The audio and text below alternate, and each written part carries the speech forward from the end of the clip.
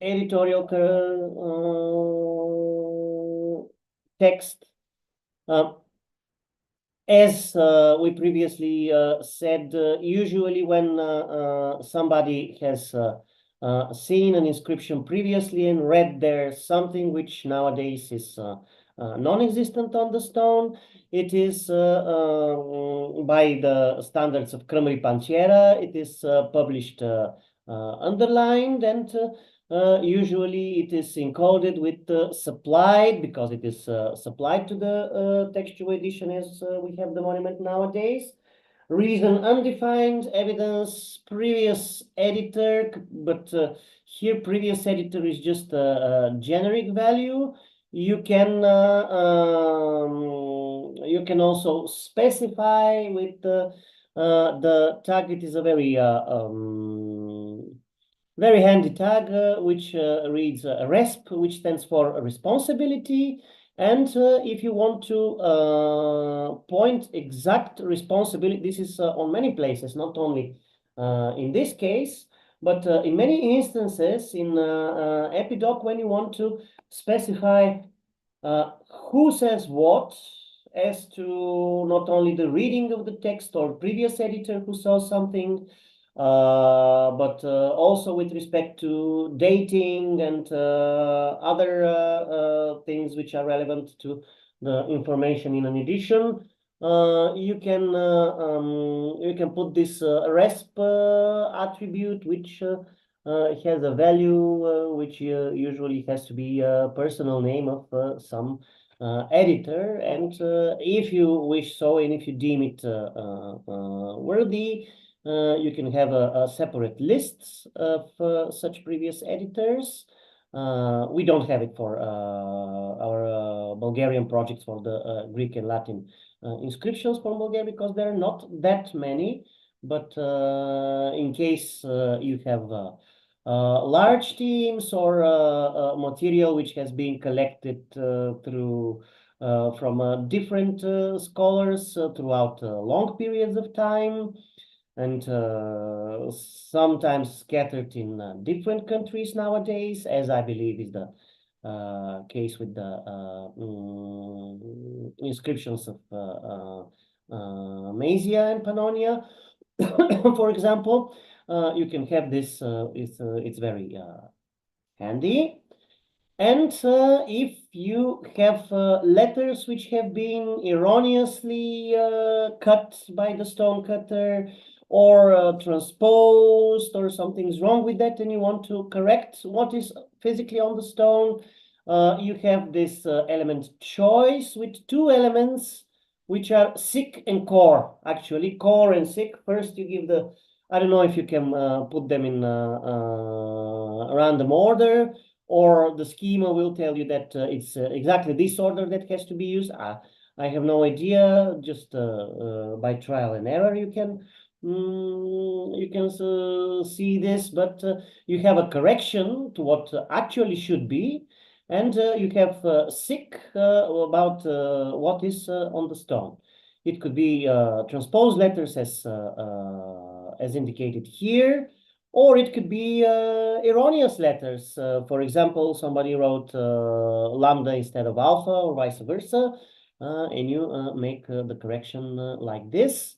The Crămării Panciera standards use these, I don't know how to call them in English, or in any language for that matter, these small square signs at encircling the corrected passage. In some editions, especially in some older editions, for this, as well as for letters submitted by the stone cutter, you have triangular brackets. But semantically, we treat them differently. The triangular brackets for omitted letters are supplied reason omitted. And this one, however you choose to visualize it, is an element choice, because you have choice from two things which can be visualized. And the one thing is visualized in the diplomatic edition, and the other thing is visualized in the normalized editorial publication of the text. And what is on the stone is sick. What is in the diplomatic edition is cor, sick and corrected. Or you can have actually in the papyrological databases, you see how this is treated. And you have here the reference where exactly this is on the larger cheat sheet. You can have the whole words, the whole strings when there is something that needs to be corrected, and not only the string, the exact string which you want to correct. You can have both. And yes, here you see how Supplementum Epigraphicum Grecum chooses to do this with the pointed brackets, with the angular brackets, but it's basically the same. You have the word demu, which was written with a nu instead of mu, and you may want to also display this in the apparatus criticus. But this is the way to do some inline editing into the text itself. In the apparatus criticus, you can put a note, and then you can indicate the line number, etc. We will see this in a while. And yes, here also you can choose to represent both words. And in case you want to represent both words, this is if you want to aim for such a visualization, which is the whole word with an asterisk enclosed in brackets after it, which is how, for example, the Duke database of documentary papyri does it. Text regularized by the editor. This is actually it's similar to the previous case, but these are not letters which were erroneously inscribed. These are rather word forms which were, for whatever reason, erroneously inscribed, such as Aphrodisiati in the dative case instead of Aphrodisiadi, the dative for the place name Aphrodisias. And then you also use the choice element, but with rather different daughter elements, such as oric, which is the original form, and reg, which is the regularized form. If you want to, if this is also a part of the editorial decision, if you want to have word forms which are regularized. And I have to say that you may want to regularize things for different reasons. You want, for example, this oric piece to appear in your diplomatic edition, but your regularized form to appear in the interpretive edition, and to be listed in the index of forms as in its proper form. But there is another editorial possibility that you can also make use of, and not regularize forms, but rather leave the text as it is, and tag this Aphrodisiati as a word, and then lemmatize the word as Aphrodisias, so all the forms, regular and irregular, of the given word which appeared throughout your corpus can appear under one lemma. And this is well, for me, this is the choice that I would rather prefer to use, because I don't feel that substandard texts need to be regularized, because it gives the false impression that there is a sort of prototype of the text that has its deviations, which is not the case with the epigraphic monuments, as you well know. But if you choose to do this, this is the way to do it. with choice, but not sic and cor with orig and reg as sub-elements. So this is how it would appear in a diplomatic edition. And yes, this is how it will appear according to the standards of Supplementum Epigraphicum Graecum. The letter which makes the difference and which is erroneous is encompassed in triangular brackets.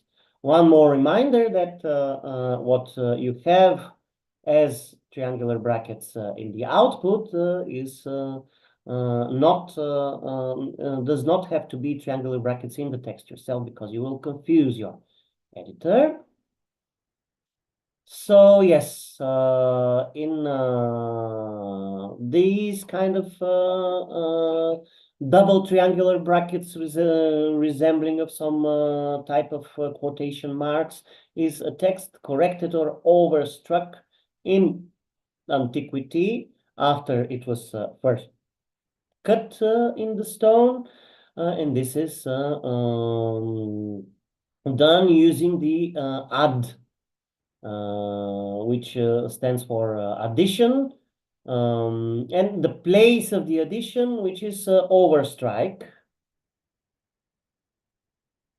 And if there are signs of the deleted text, which was then corrected, but both could be read, you have an element which is called such as substituted characters, and you have add and inline correction, and here the corrected text stands, but you also have the del rend corrected, where the other text stands, which was deleted.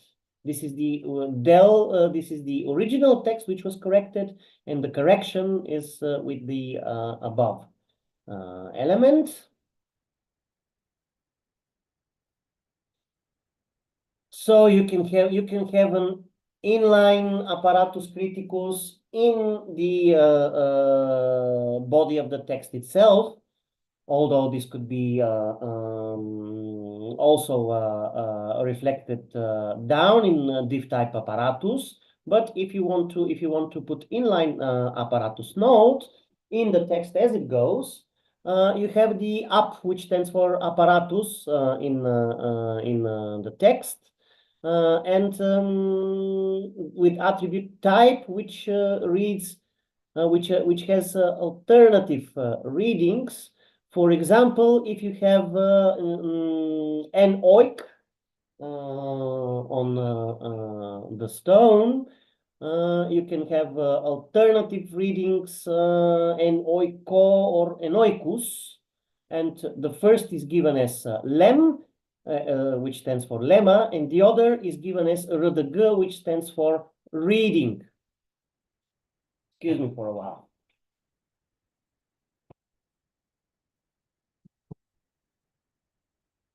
Govorim na lekciji, ajde.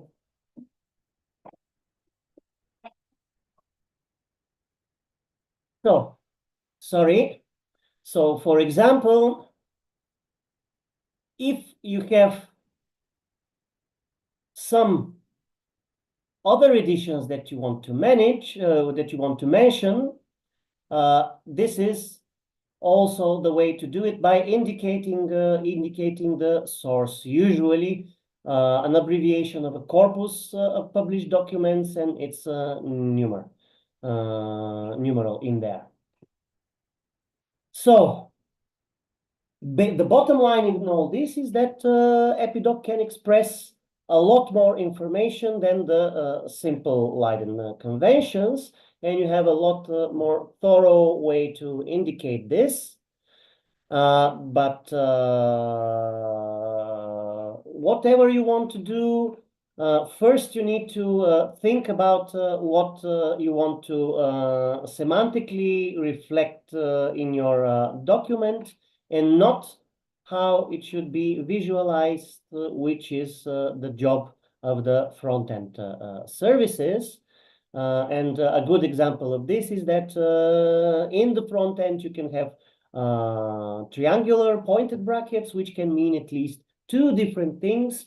and you might not want to differentiate between them in the output, but in the input you have semantically very different ways to indicate this. The omitted letters and the erroneous letters are encoded in very different ways, as you saw, but they can be the same in the output according to what the standards you want to use. Okay. So, do you have some questions about this?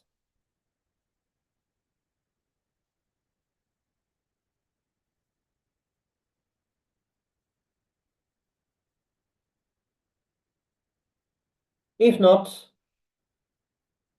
I'm going to show you another thing which probably is not the first thing on your mind when you start encoding the inscriptions, but you will have this nonetheless. And maybe then I can show you at some point if I find out that it could be rendered differently in the output of the document verse. You can have verse inscriptions in EpiDoc. This is not also not something that is quite hard to deal with, but we have to say a few words about this nonetheless. This is how epigraphic verse is often rendered in editions. Usually, you know, in the printed editions, one line equals one line in the original document. But when you're presenting verse inscriptions, one line can actually be equivalent to one line of verse. And, you know, these vertical pipes actually mean the actual lines on the stone. And this is how the enumeration goes in line together with the text.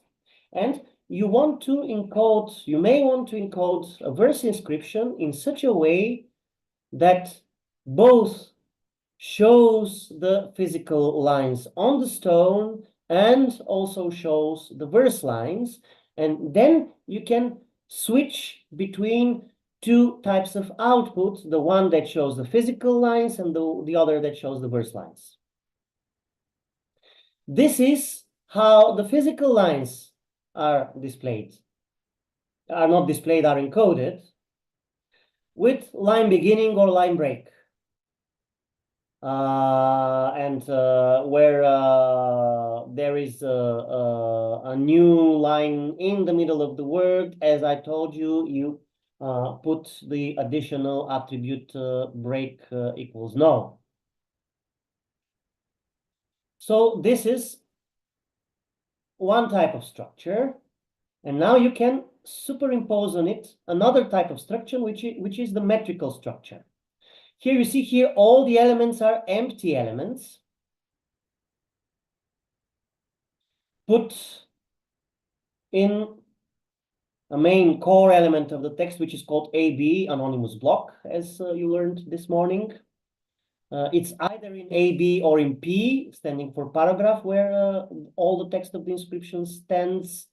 AB is the preferable in our case. The non-empty elements, L, which stands for line. So L is something different from line break. And you should note this. This stands for a line in a verse. And it is a non-empty element which has an opening tag and a closing tag. The opening tag opens where the element, the verse starts, and closes where the verse ends. And then you have line number 1, line number 2. If this is something that has a larger structure to it, such as elegiac distichs, you might want to also indicate the fact that this is a group of verses, a verse group or a strophe or something like this. in our case a distic, by encompassing all this in the LG element, which stands for line group. So all the text is one line group, which is hexameter plus pentameter, and it is also visually rendered like this. And line number 1, this is the hexametric line. Line number 2 this is the pentametric line. And you can also have the attribute met, which stands for meter, as you can guess, and an attribute which value of the attribute which shows what kind of verse is this. This is an elegiac verse, an elegiac distic. You can have this also in your separate verses. So the whole line group is elegiac distic, and verse number 1 is hexameter, and verse number 2 is pentameter. If for some reason you want to include this as a searchable option in your corpus. There is also a very you can have the possibility of a very thorough representation of the metrical value of each poetic line, which the pluses standing for long syllables and the minuses standing for short syllables. And here by a string of pluses and minuses, you can describe all your verse. For example, the first step here is a spondeus because it has 2 longs, followed by a dactyl, followed by another dactyl, etc., etc. And the verse ends with 2 longs, ergois, which is 2 pluses. So you can have a really very detailed representation of the real metrical value. This is the real metrical value of the actual verses, as opposed to the abstract hypothetical meter, which can theoretically include alternation between spondees and dactyls in each and every step of this. If you have lacunae in a metrical inscription, and you don't know how to fill the lacunae, but you know exactly what part of the metrical pattern is missing, which is indicated in this way in a printed edition. You can also indicate this by using EpiDoc. For example, here, this is how the verse should read, and the first part of the pentameter, excluding the last 2 syllables, is lost, but we can indicate that this is the first part of a pentameter in this way. So we put the gap for our lacunae, of course the line break, and then we use the seg, which stands for segment, the seg element, which encloses the gap on both sides, and then inside of it, this met attribute, which we met before that, with the value indicating exactly this, that we have a metrical pattern missing from this inscription, which is exactly 1 long, 1 short, 1 short, 1 long, 1 short. So this translates to this in the square brackets that you see above. Hope you're able to follow me. Okay. So I guess this is it. Let me see if there was something else.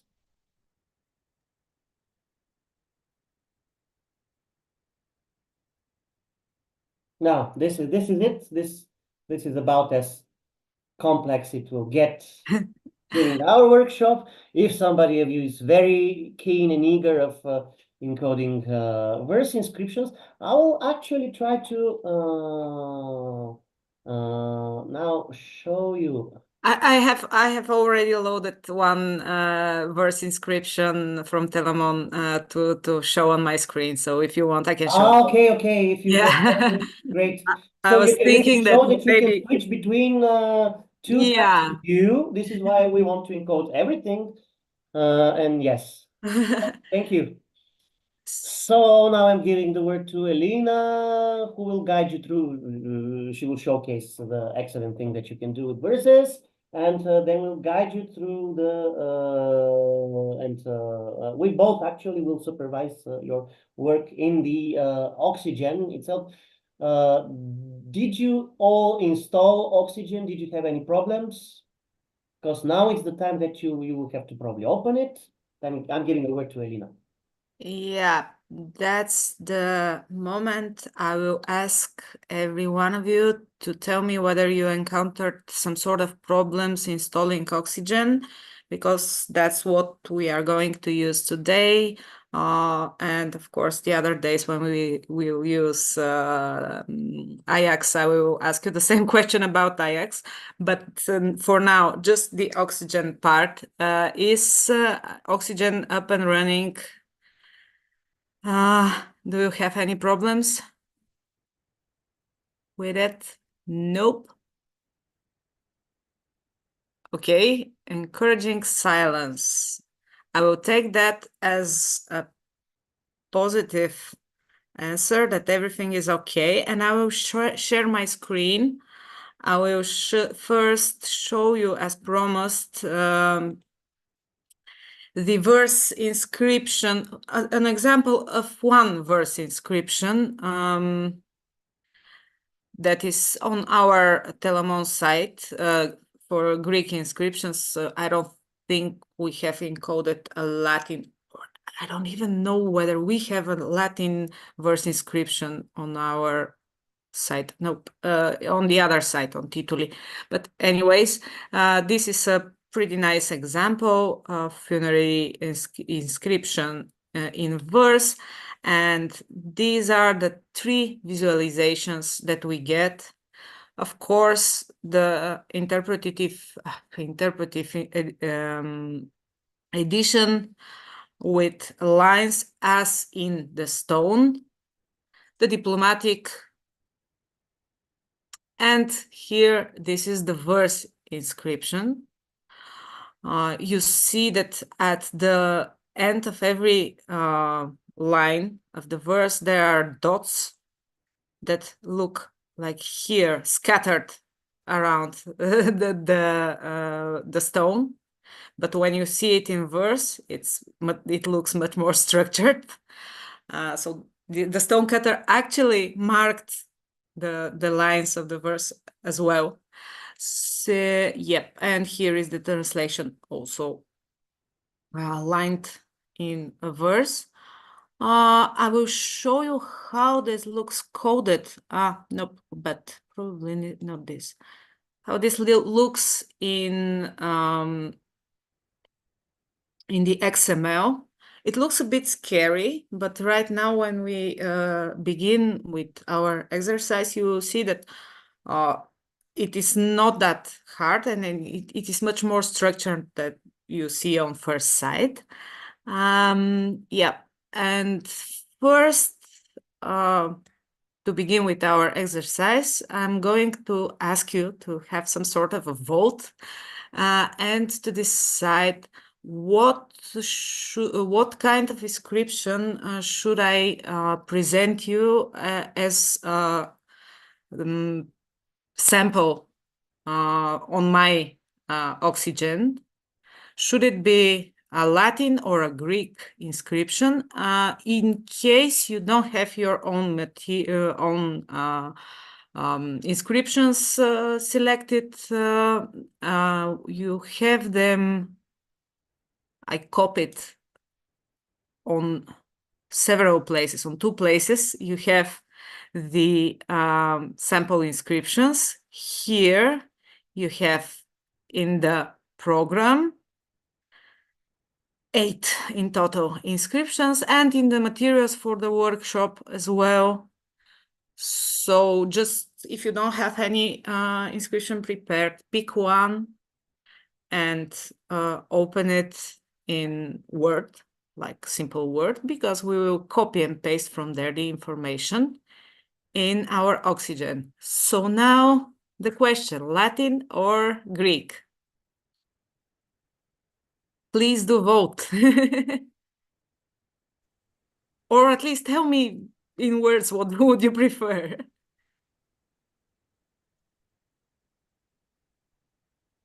Whatever, but something that isn't so difficult.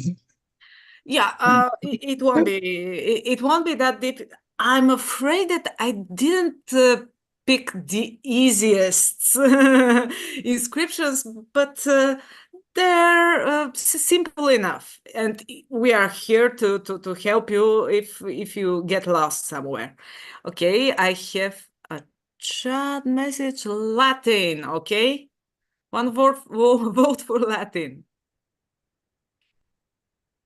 Okay, I prefer to Latin. Okay. Me also Latin. Okay, so yeah, as I suspected, since you have more Latin inscriptions, am I correct? I think you. No, you are not, but it seems easier at this moment. Well, that could be correct, but not necessarily. Mhm. Latin inscriptions, as you probably know very well, are full of abbreviations, and sometimes the abbreviations are quite complex. So this is something that we will learn for sure. Okay, so Latin will be. And now I will sort of repeat myself, guiding you again through opening your Oxygen. Here I have downloaded some XMLs, and here, okay, I have the Telamon template. This is the one we will use for the workshop. I think you all have it, or you don't. Did you download the Telamon template standing last in our morning session here? If you don't have it, just download it. And once you download it, you can just make a copy and if you don't remember, I will repeat myself from the morning presentation, rename it, because otherwise it will mess your inscription. So I will make this Latin inscription 1. And now I will open it with Oxygen XML editor. The chances are, if you're using Oxygen for first time, that here the Oxygen itself will show you a window which states something like, would you like Oxygen to use Oxygen every time you open this type of files? Yes, you do. Agree with that. And there it is, our template copied and ready to fill in with some information. I already told you about the different sections and divisions of an EpiDoc document. One way to see it really clear is if you triple click on a tag, you will see the whole tag right till the whole element, right till the closing tag in clear blue color. So the T header, which I told you contains all the information about the encoding itself, the information about where the monument currently is, whether it's in a museum the history of the monument, the description of the monument, and so on. So it stands in here. We skip this part because we will deal with it tomorrow. Second part of the XML document is 1, 2, 3. Okay, pardon me. Is the facsimile where you have the image or images. This one looks quite short because there's just one tag, close tag for pictures. But once we reach this point where you fill your pictures, you can have as much as you want. You just copy the element. And yeah, 1, 2, 3 pictures in the template. And then we reach the part that we are going to deal with today. That would be the text part containing the edition, div type edition itself, div standing for division. So this is the place where we will put our text of the inscription. Did you all choose your inscriptions, or do you have inscriptions of your own, preferably in Word format, so you can paste it here? I would ask you to answer, all of you, so I can just have an idea of how are we working. So I chose one of the inscriptions from the list, the dedication to the gods of Egiridava. Okay, great.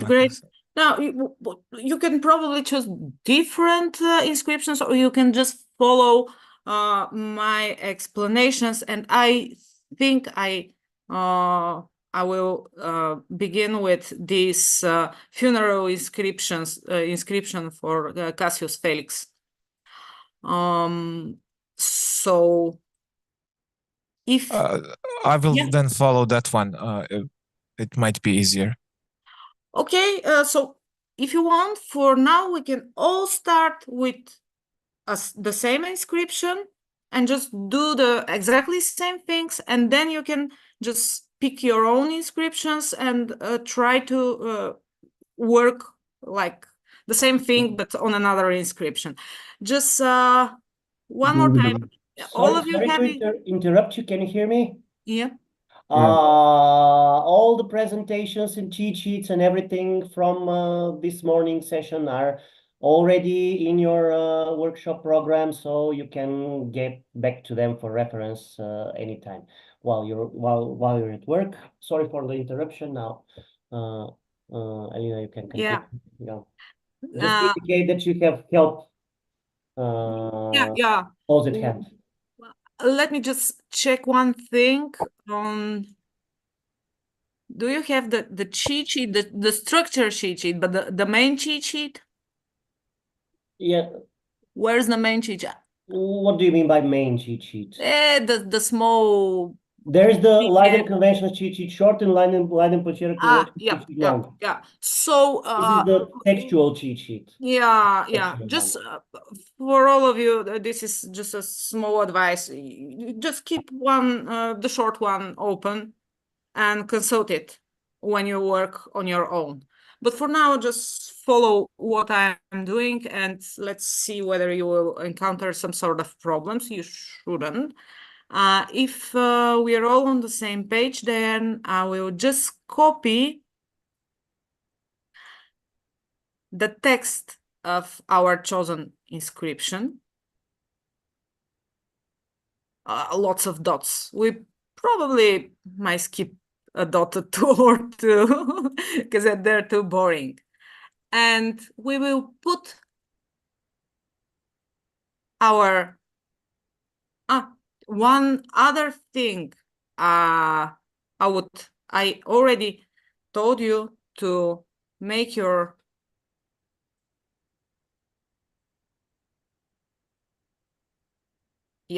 your text bigger on the oxygen because it's a little bit, the visualization is a little bit tiny and you probably don't see my screen well enough. And now I will paste it.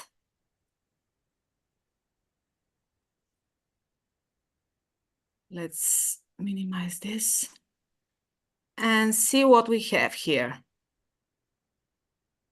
So within AB, anonymous block, we have this hint that you should mark all the line beginnings with LB, empty element, LB, line beginning.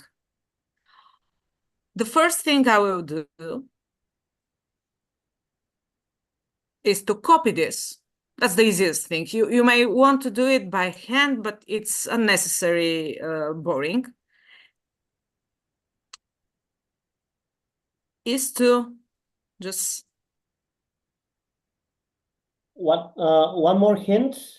If you're wondering what to do with your own inscriptions, you can take a text from corpus such as Packard Humanities Institute or EPIGRAPHIST. There you can have at least the text, if not the metadata. I think that this is already in the materials for the workshop. There are links to So there you can have plenty of texts. The problem with these collections is that they don't contain many metadata, so they don't have metadata at all, actually. But you can always make up the metadata if you have already chosen and really love an inscription from those collections. So right now I'm doing this boring job of just marking every single line and lining them a little bit just to make it look better and more clear. Ugh, that's a long one. Why have I chosen this long? Because it's interesting, it has a lot of things. It has a lot of dots. That's what I see now. Unnecessary amount of dots. If at any point, if anybody encounters a problem, please do feel free to stop me and to ask me anything. We don't want to get you to be lost and silent here. Yes, so once you get lost, you will make it up very hard. It's not very easy to keep track on what's going on. So yes, please do interrupt us. So now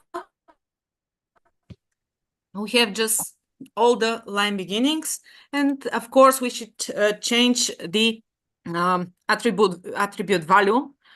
So this is line 2, this is line 3, line 4, this is line 5, and here you see that we already have this 5 in the inscription itself, but once we have stated it in the markup, we don't need it in the actual text anymore, so I just delete it.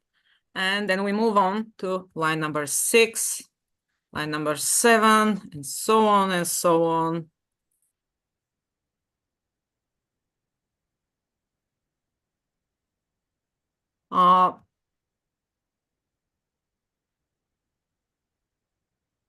Yeah, the correct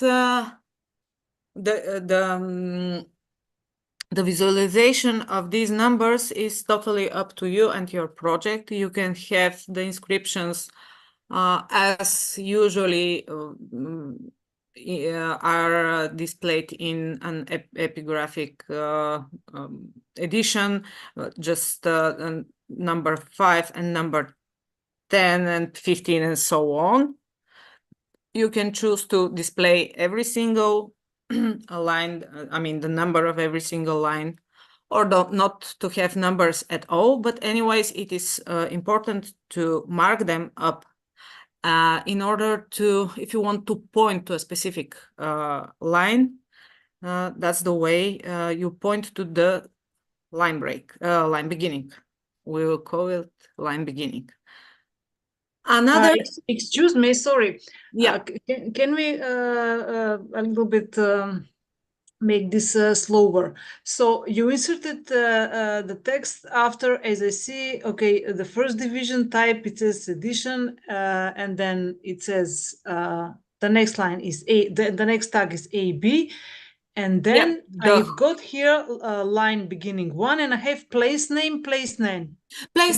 You just delete the place name for now. It is a relic, and I should remove it from the template. It shouldn't be there. Yeah, I deleted it. It is here that we insert actually and copy the line after, beginning. After the line beginning number 1, you just paste your text. And it will finish with tag AB.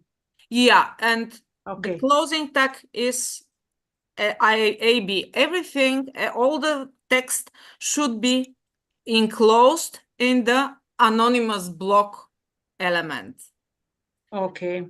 Yeah. And another information here, when you point at a tag and wait a second, probably Oxygen would give you an information about the tag itself. And here you see that we are speaking about the anonymous block that contains unit of text and so on and so on. You see the definition that could be very useful.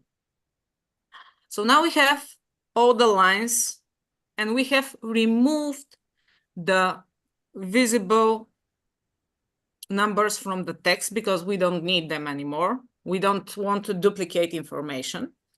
And the second thing that we will do is right here on line 8, you see a word beginning here, a name actually, beginning here and ending here.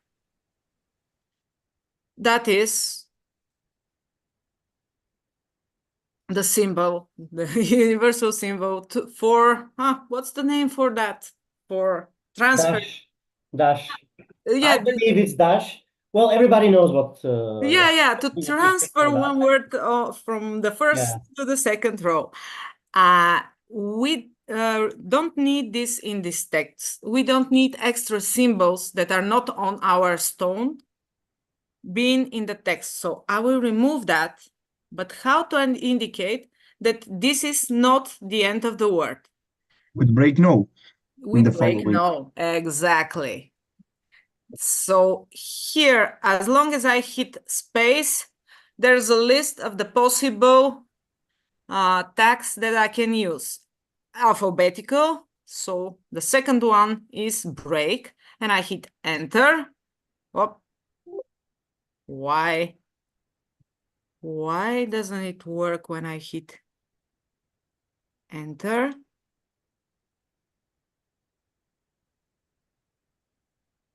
This is a new computer, so it behaves a little bit different. Break? No. So we have removed the dash, and we have defined it in a computer recognizable way with break no, attribute break with value no. So everywhere where we have this dash, we should remove it and break no. Just once you have the correct tag visible, and here, let's see, here, break, I just hit enter, and then it automatically gives me the value of no, because it would be pointless to have anything break yes. We don't have that. And here, the last, cogitata, here, break, no.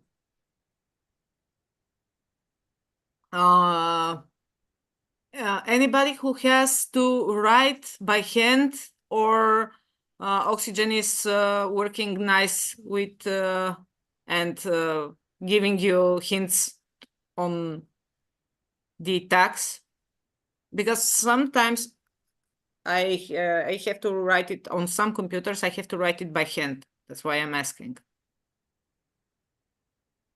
If you have to write it, it takes a little bit longer. Sorry, I lost the internet connection for shortly. How do we activate this break? No? What was the comment? Yeah, let me just show you. Here you have the line break, the line beginning, I'm sorry. Okay. Line beginning. After the number, and after this here, we just hit space, and then it automatically gives you suggestions on possible tags you can use. In our case, we need the break, and when you start typing B, and it leaves just break. Now I hit enter, and then it just gives you the value of no.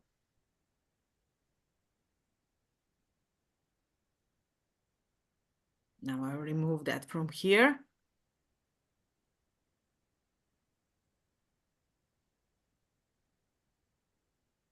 Did you all make it through to here? I hope yes. Yes. Yes, No. yes. Yeah. I didn't manage to do anything. Shall we just give you a couple of minutes and yes, do it yeah, and move on, because there are a lot of things. As you see, a lot of we dots, a should lot of all be these. on one page, so no Yeah. time to rush anything. Absolutely.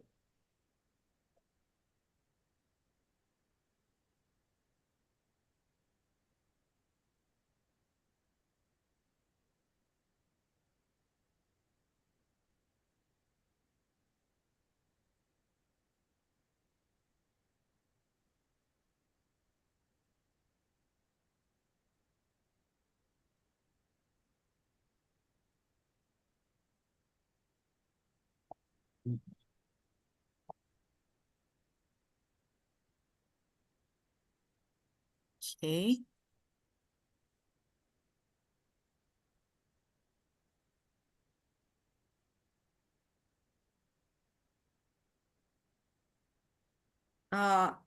In the meantime, something I just thought about is that there are multiple ways, more than one way to encode. I find it easier to just have the lines first and then to begin encoding. But that is in no way the only way to do it. You can work line by line and just write the line number 3, number 4 every time you finish a line. So it depends on how you feel comfortable and how you feel it more comprehensible. It doesn't matter actually. The order of putting things in your XML file. If we do something, sorry, if we do something wrong, how do we correct it? So how do we if go you back? do, yeah, that's a good question. Okay, so let's do something wrong. Let's I don't know, let's put a closing tag here, and the moment we do it, it shows multiple mistakes over here. This red, here we had green color to notify us that everything is correct. And here we have multiple red flags. We go to the first red flag, and it says text not allowed here. Expected the element at tag end tag of a b or element blah blah blah blah blah blah. So this shows us that we have put a serious amount of our text outside the AB element, and we have made a mistake. So once we have found the place where our mistake is, we have to correct it. One thing we can do is undo, Control Z, Control multiple times, obviously. Undo. And now we are undo, undo. Yeah. And the other thing is when you see it clearly, you just cut and remove the wrong closing tag of anonymous block. But with undo, it may take longer, and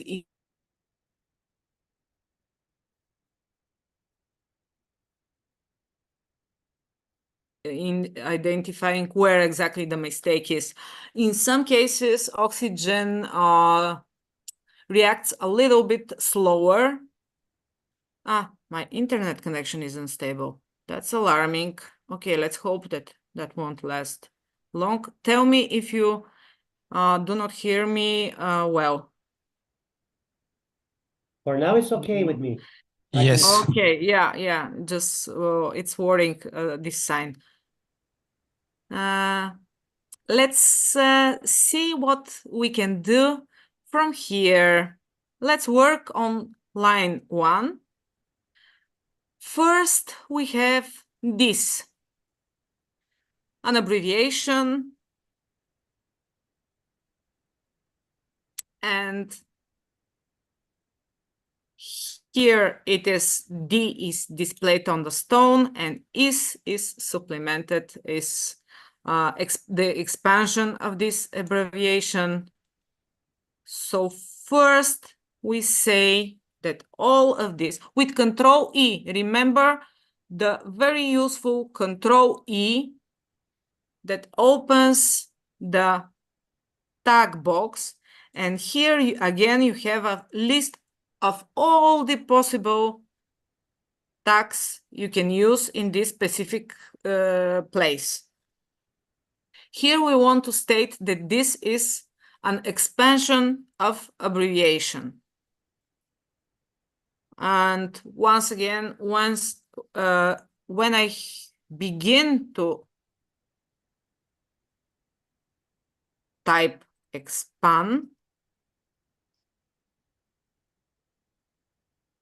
it should autofill. So this is an expansion. And the D is the abbreviation itself. Again with Control E, abr. And the X is the is the expanded part. Again with Control E, we have the X. So you will be really bored with the abbreviations by the middle of this inscription, but anyway, to say again what an marking of an abbreviation contains. The whole thing is in the expand, standing for expansion. The part that stands on the stone is in abr, and the expanded part is in X. And here we have these brackets that are not on the stone. These are markup, but markup for printed edition. So we don't need that here. We will just remove manually the opening and the closing brackets. And now we have the whole abbreviation, this. looking like this. Elena, did you manage to follow us? No, not really. I also have obviously at the moment troubles with the internet occasionally, so I'm losing some words. Yeah, that's okay. Never mind. I'll catch up somehow. No. That's not a good idea.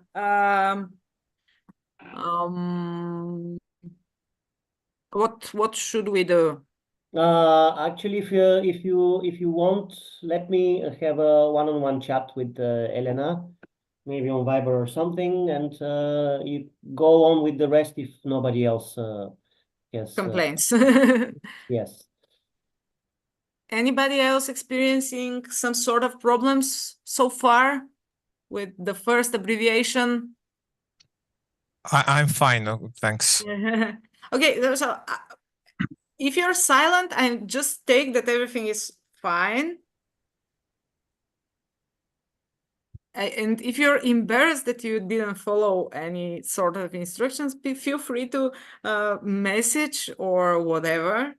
You can message to Mitku in private messages or to me, but I'm sharing my screen, so it probably would pop. But don't be embarrassed. Just let's make sure that we are moving in the same pace. Let's see. Here we have a leaf, and Mitko spoke about the symbols just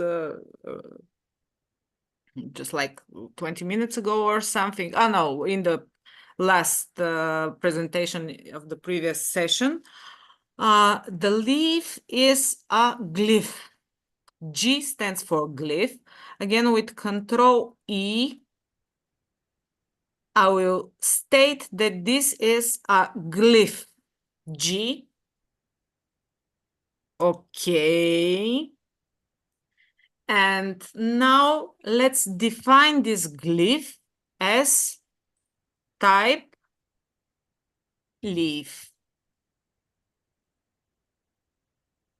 I think, but I'm not 100% sure, but I think that there was a list of most common glyphs that would be like symbols that were defined somewhere, but I have completely forgotten. Anyways, leaf is pretty common. Yeah, my mistake. So sorry, can I ask a question, please? Yep. So the first G before the type is before the first G, you have a space now currently, right? Yep. Between the other angular brackets on the same line, you don't have spaces. But is this like an insignificant space? Because I slightly... No, space is always significant, and that is a very good observation because we have to. I have to like stress this really because it's important. This we want it to appear on our screen when we see it like one word. This. And you don't have to have, you have to have all the tags without space here. If you put a space here, it will make the visualization like this. But we don't want that. That's why we don't have spaces here. Okay, I see. Thank you. And now about this space here. This space here is in our visualization as well. So yeah, when we have a text, a word, you shouldn't put spaces in here, in this part. You can put spaces in here.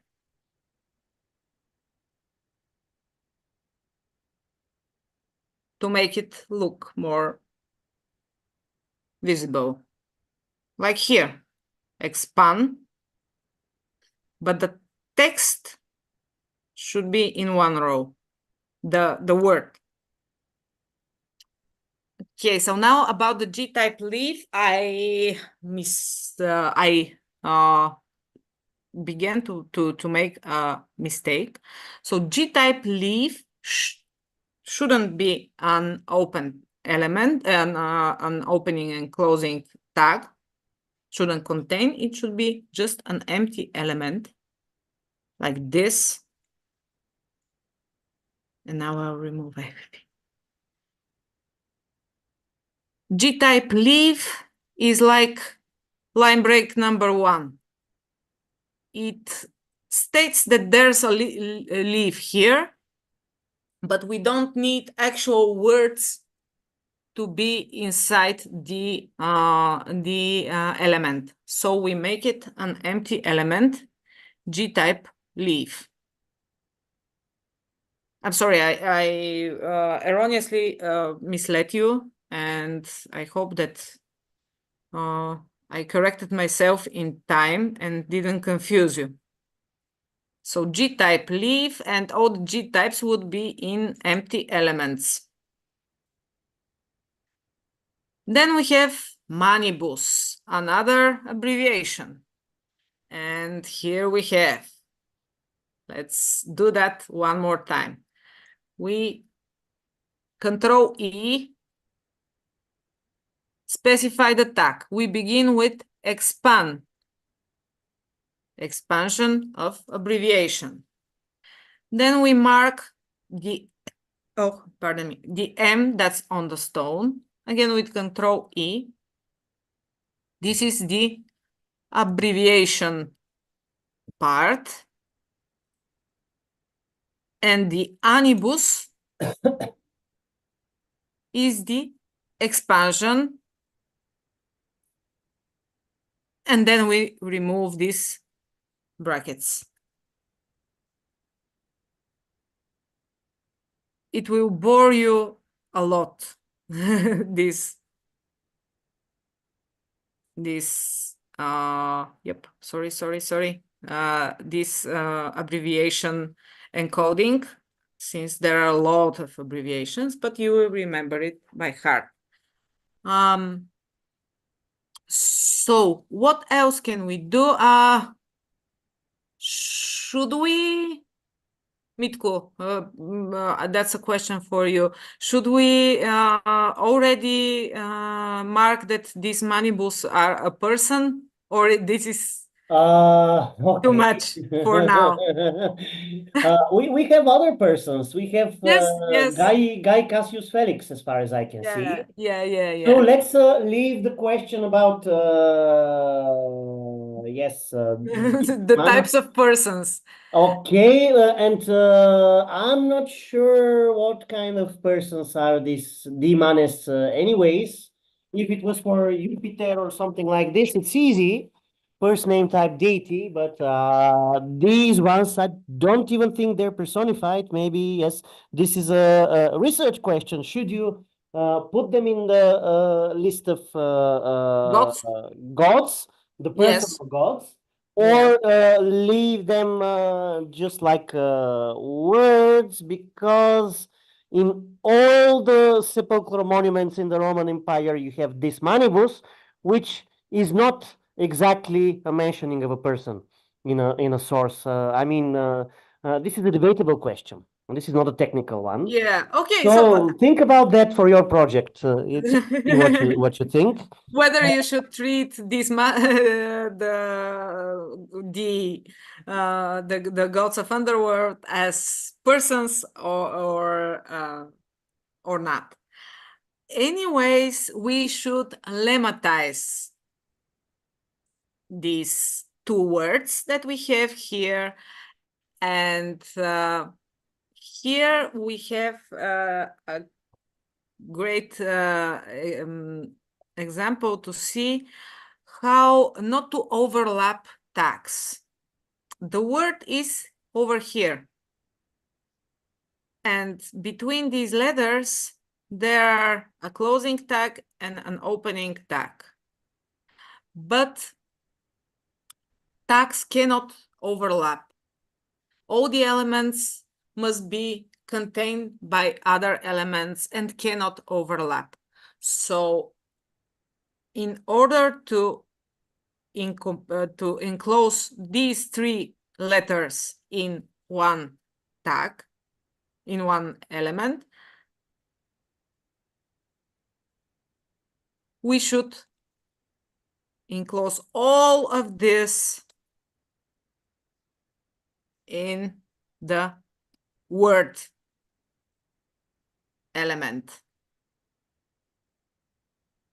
So all these other elements live within the word element. And that could be it for now, but we want to lemmatize as well. And now we can state that this is lemma, and the lemma in its regularized form is Deus. Yep. Or you can put lemma ref. You saw that here we have lemma ref. And we can use like Perseus or something to point, to have a link to the article for Deus. I won't do that now, but if you want, you can do it. It depends on your project, but my suggestion is to leave this more detailed information for the authority lists, and the authority lists are something that we are going to speak about in Thursday, I think. So for now, just believe me, you can be extremely detailed, but this makes your code really heavy and kind of too heavy to work with. So all the information that you can put in another place, you should put in another place to keep it as plain and simple as possible. So for now, lemma Deus, and we should do the same with manibus. Yeah, again, I triple click on the Ataka. Pardon me. It's not working very well with me, this triple clicking. I triple click, I hit Control E, and I state that this is another word, and the lemma is manes. Okay, so this is how our first line looks like. Do you want to volunteer and show us how to make the second line? Any one of can do it, I think. It's basically, it's the same what we did in the first row.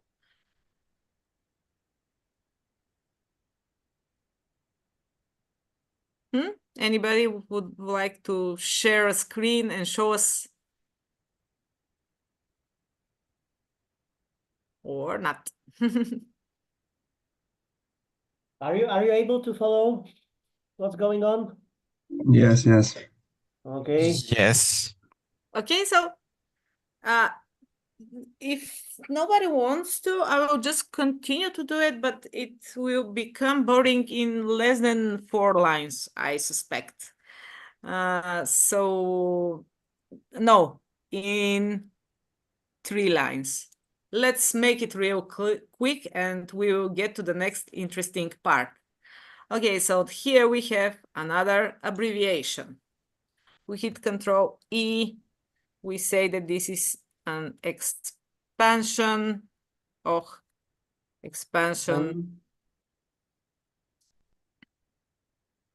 I accidentally left a white space here, and we don't need that white space here. That is something important. Within the tags, the plain text shouldn't contain any white space. So here, this white space here is a clear mistake, and the oxygen won't recognize it as a mistake. The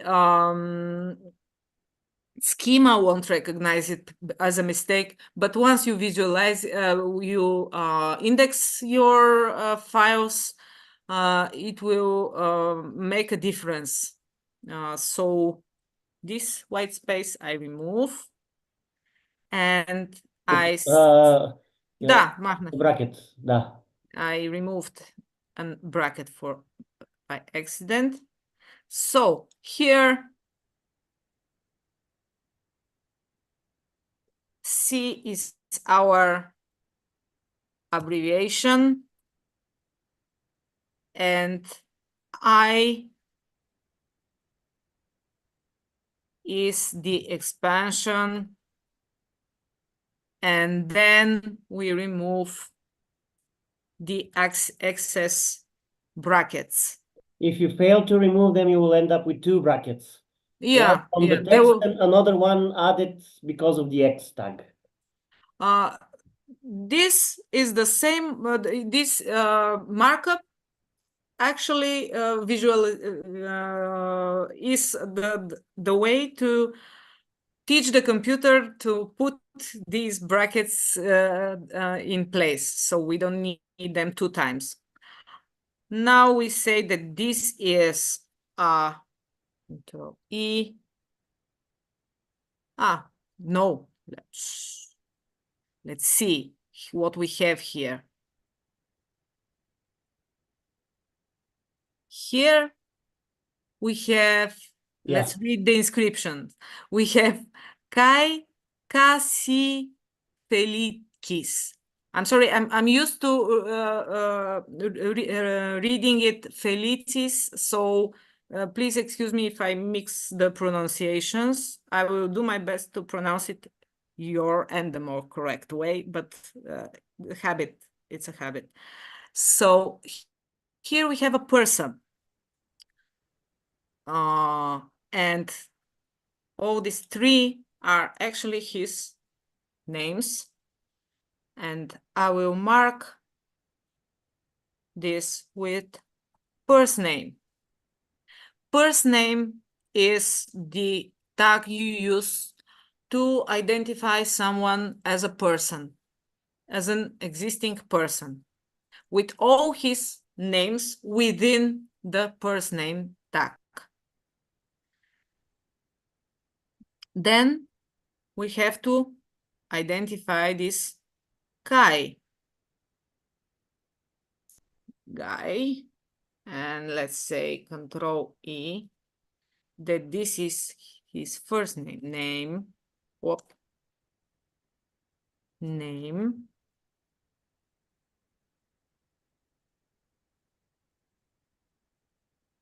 And here we can be even more specific, but probably let's leave that for another day, for NIMREF.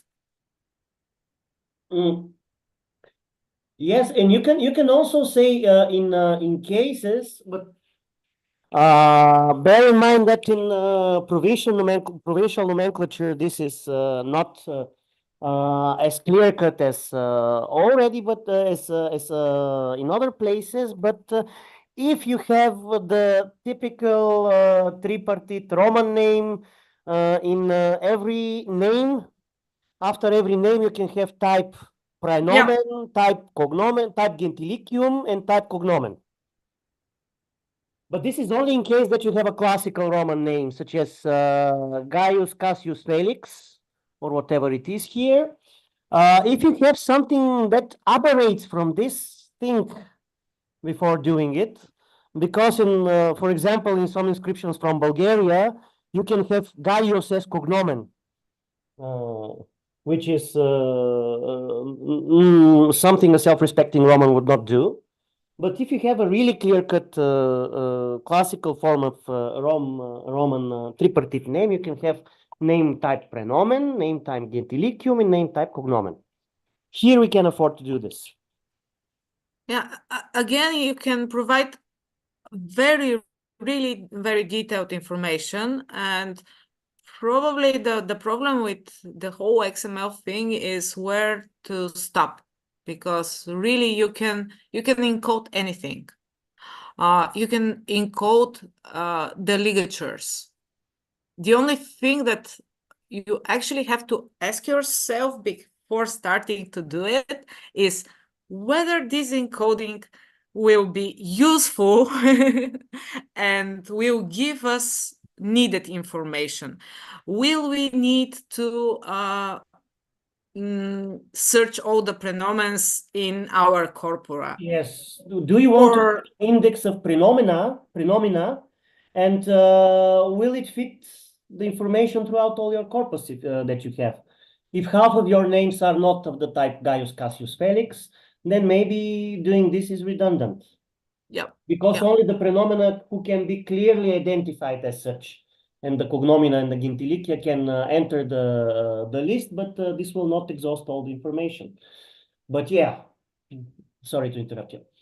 Yeah, that's exactly what I was trying to explain, that you should stop somewhere, because otherwise your encoding might be super detailed and give you a lot of information nobody will ever need. So beware of that. I remembered once we began encoding our Greek inscriptions, we really did encode the ligatures. And on our 50th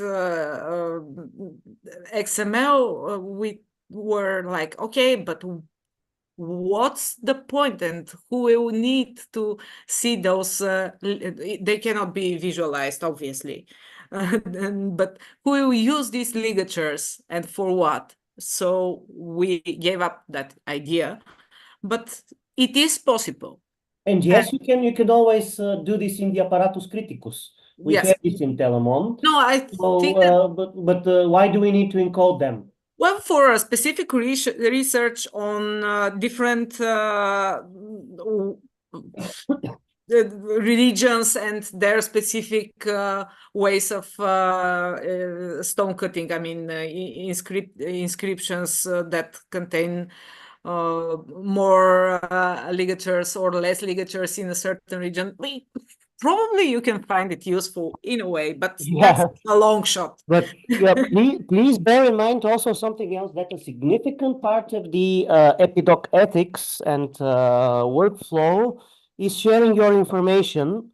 So if you confine yourself in what you want to do, for example, another thing that we chose not to delve deeper into is grammatical annotation, parts of speech tagging and things like that, which does not imply that it can be done, but you put your data out there either as files from your site to be downloaded, or as a data set published somewhere on GitHub, for example, which you will hear more in the following days.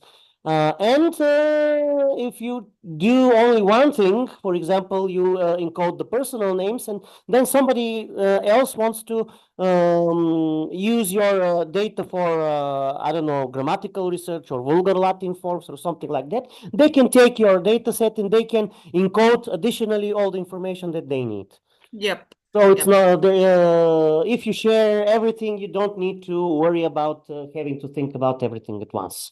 Somebody else can do this. Somebody else can build their own corpus based on your data. Yeah, that's the main reason that we all do it under a template. And we follow the rules of XML in order for all our project to be interchangeable and to be useful, to be used and reused with minor corrections, more encoding or removing some of the encoding. But anyways, we drifted a bit, and let's return to our inscription. And we said that this is just substituted with this G-type leaf. G standing for glyph. A lot of copy pasting, at least for me, that's the easiest way. I will just copy this and paste it on the place of leaf. And here you have, you see, you have the space. The amount of white space doesn't matter. If it's just one space or it's a new line, it doesn't matter. And I will transfer it on a new line in order to keep my code more easy to follow.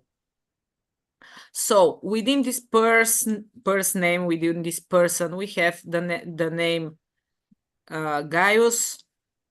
Then we have this Cassie. And again, Control E, and I will state that this is a name. You can use the type element, or you can just keep it. And here we have another glyph, dot. My suggestion is to just put all the dots in, substitute all the dots with glyphs right now, and just stop thinking about them, because there are really a lot in this inscription. And here we will, pardon me, we will state that this is G type dot, and we will close it. And this is our empty element with the dash on the back at the very end.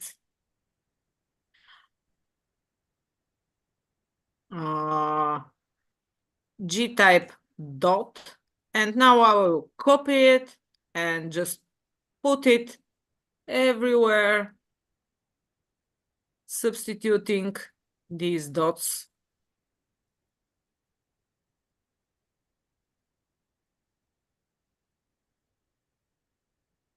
And while I'm doing this, you can ask me or tell me whether everything is clear or you need more time. Am I being too fast or too slow?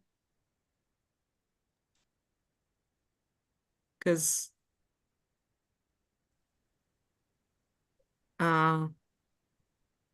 this online format doesn't give me the correct idea whether you are following. Am I speaking too detailed or too boring? I'm not seeing any faces in front of me. That's confusing a bit.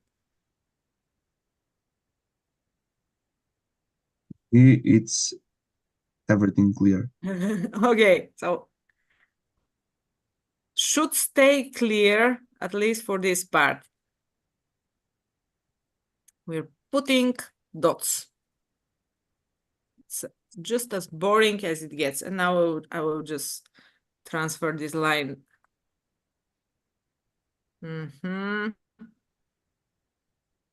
Control V. V. V. A lot of them.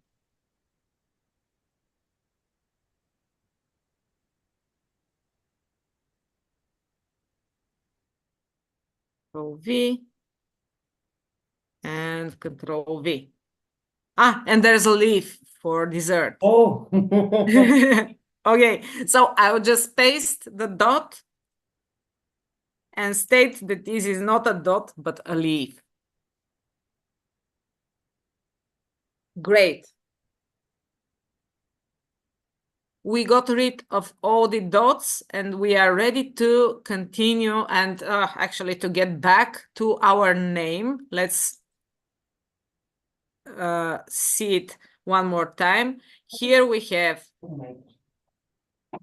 Gaius, Cassie, from Cassius and Felicis, we haven't said that this is a name as well. So we control E and state that this is a name as well.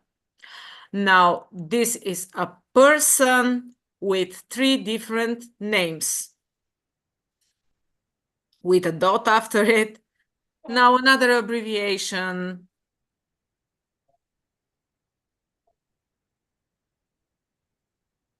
Abbreviation was with expansion. The part that is on the stone is abr. And the abbreviated part is X. And then we remove the access brackets. Anis up, and then we have to state that this is a lemma.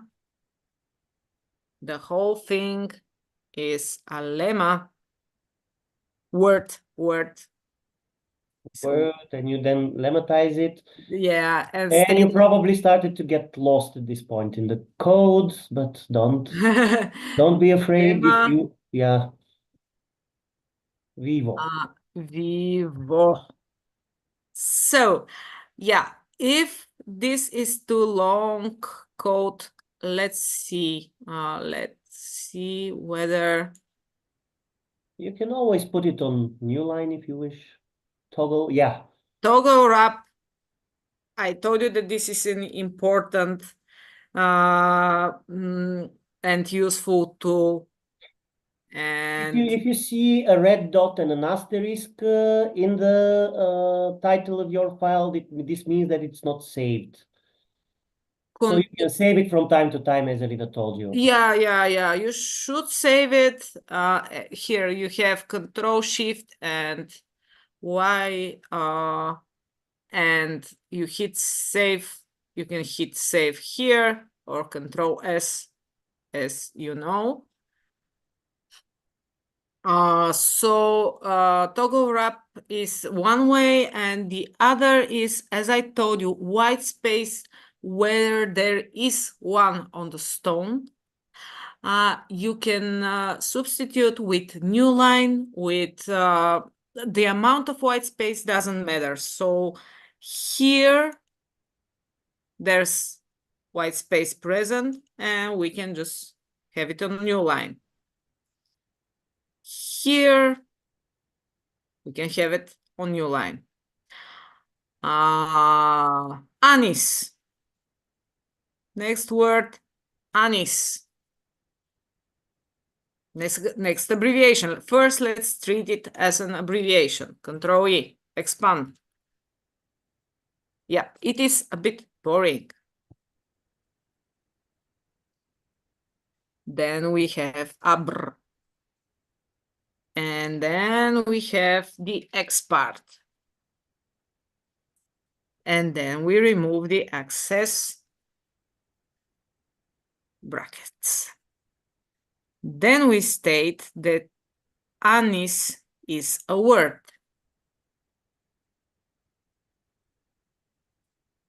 And the lemma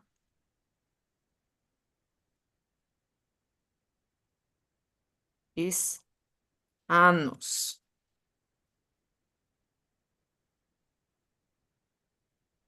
Okay, then we have a dot. And then finally something new. We have a number. I don't know whether we had it in the presentation. I think we didn't have it in the presentations. But we do have it in the cheat sheets. But we do have it in the cheat sheets. Anyways, there are ways to easily encode numbers and to translate them in modern Arabic numerals. So I will just hit Control E and state that this is a number, num for number, pretty obvious. And this number has value.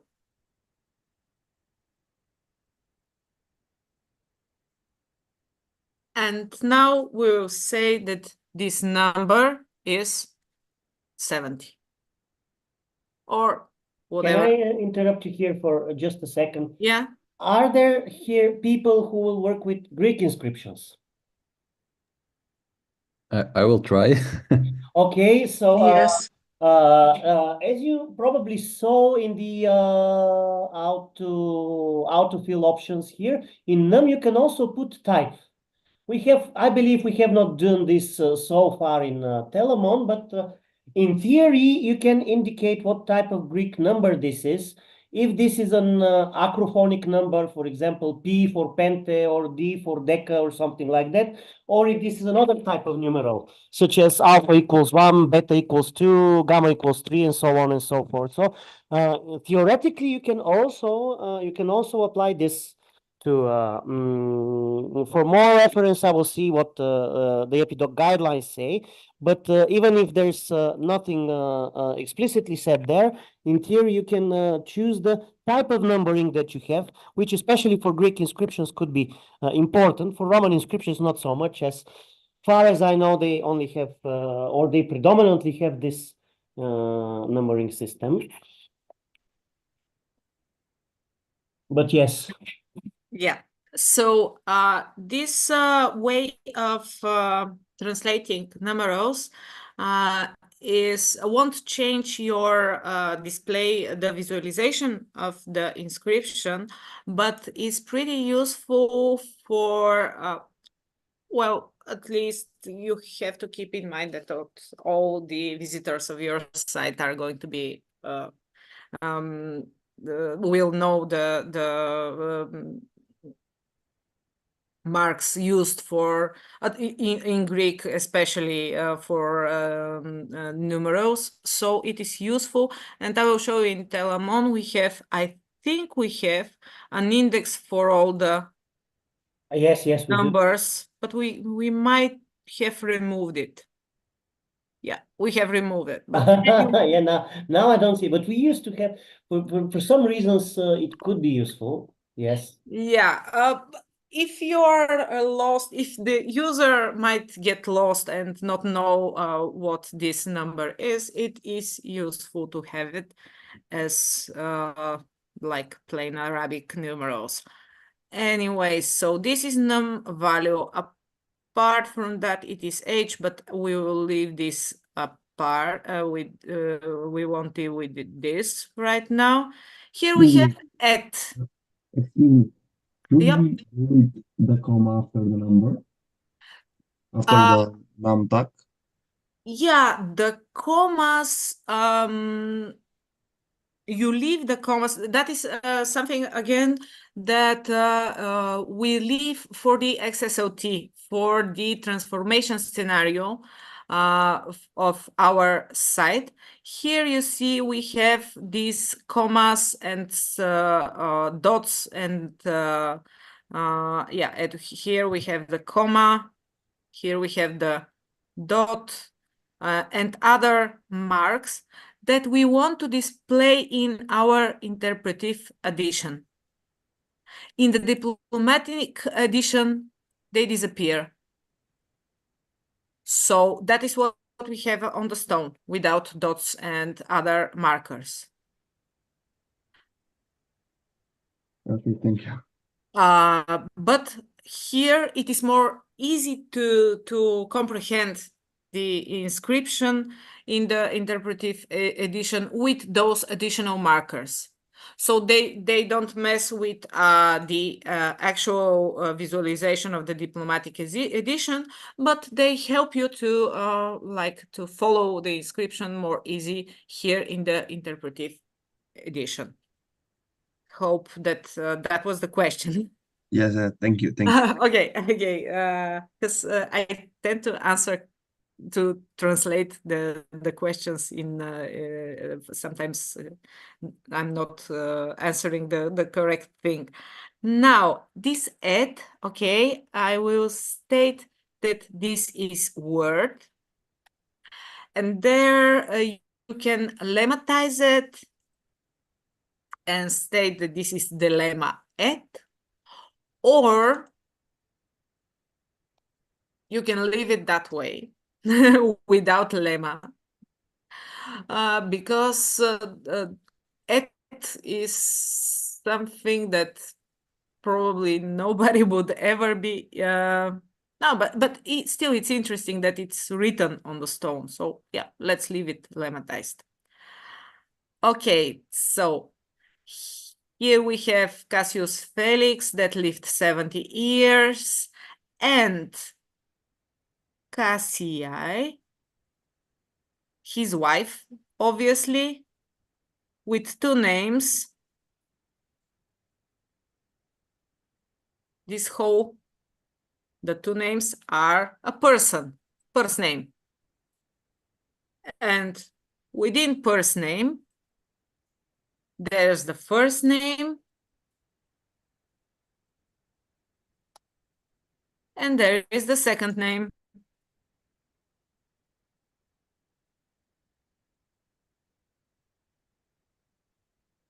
No abbreviations here, so our job is quite easy. And also, just a quick intrusion here, if you allow me. Can I? yeah, Yes, speaking of the name Lacene or Lacainae, well, just a short notice. I mean, you don't have to do anything with this. This is really a name. But let us think for a while if this is a type of ethnic name, if you wish to indicate it. In our case, I think this is not that much, but for the sake of experiment, if you have a name which says something like Artemidolos from Cume, or this girl Cassia from Laconia, for example, because Lacainae, this is what. If you want to indicate that this person of special provenance is mentioned here, you can encode the ethnica, all the ethnicons, with place name type ethnic.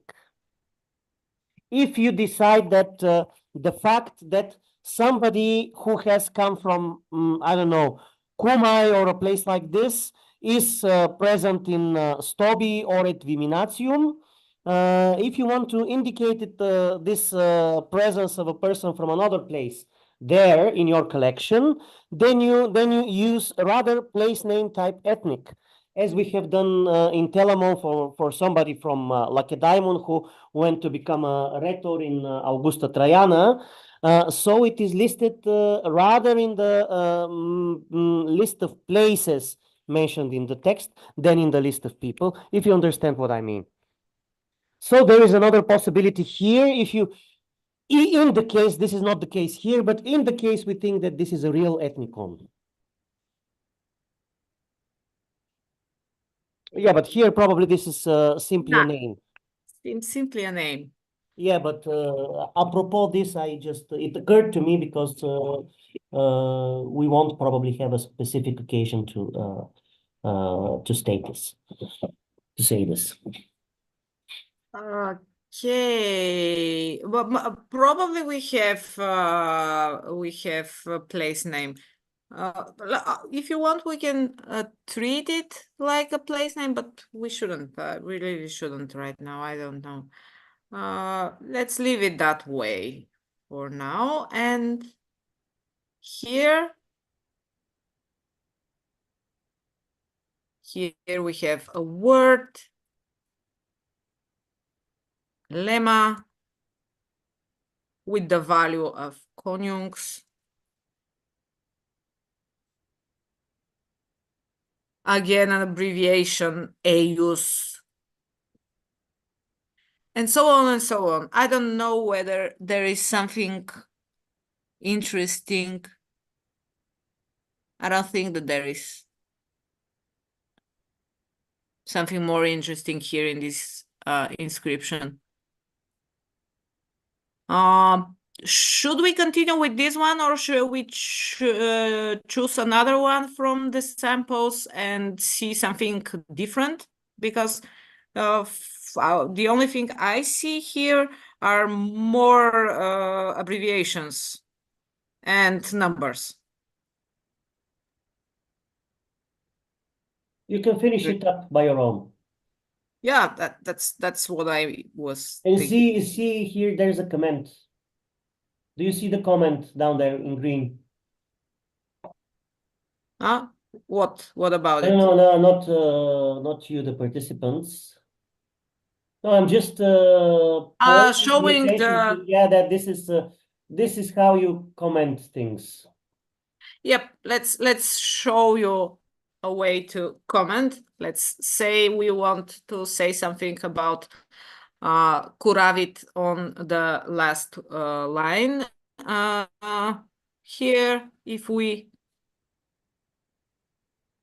open an triangular bracket and we and we make an exclamation mark. Why am I doing this by hand? It should. Yeah, but yeah. Let's see how it was. There should be an easy way to. If you start typing an exclamation mark, probably it should fill up. Aha. Yeah, Here it is.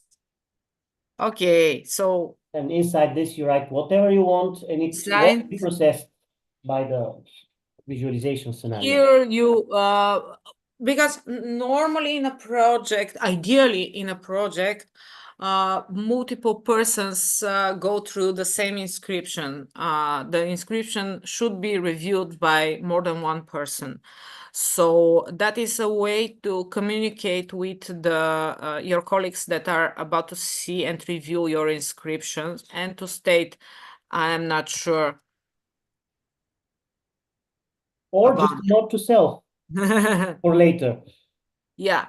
Because you can lose track of what you're doing. Or for instance, if for some reason here in these last 3 lines, you receive an unknown error that you cannot identify.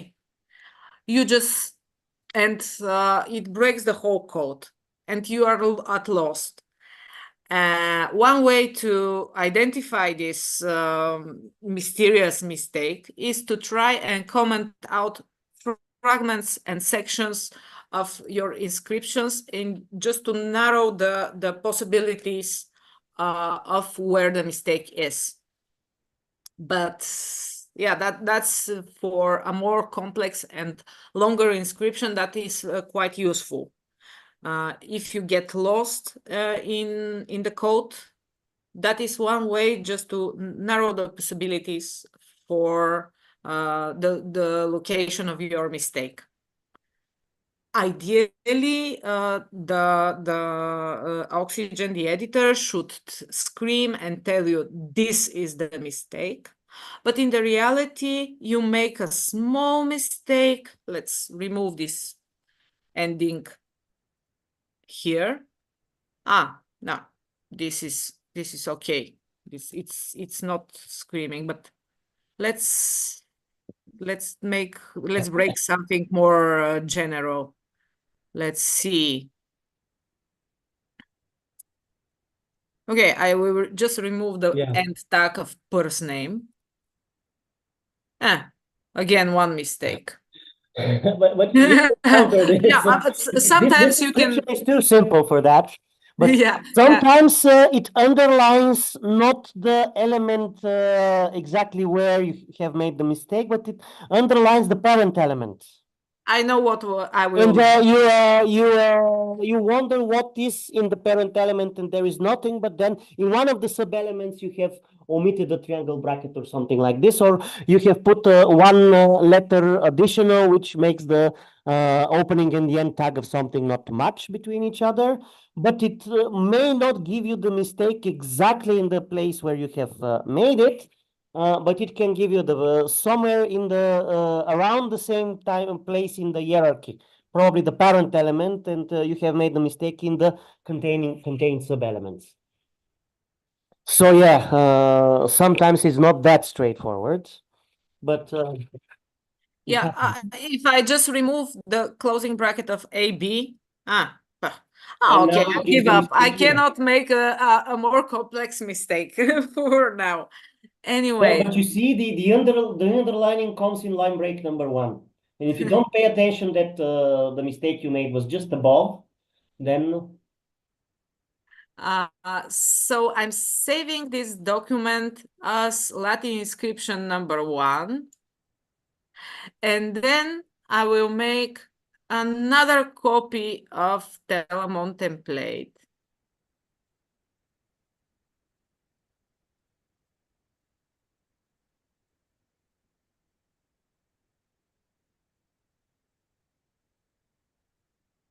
And find where the copy is.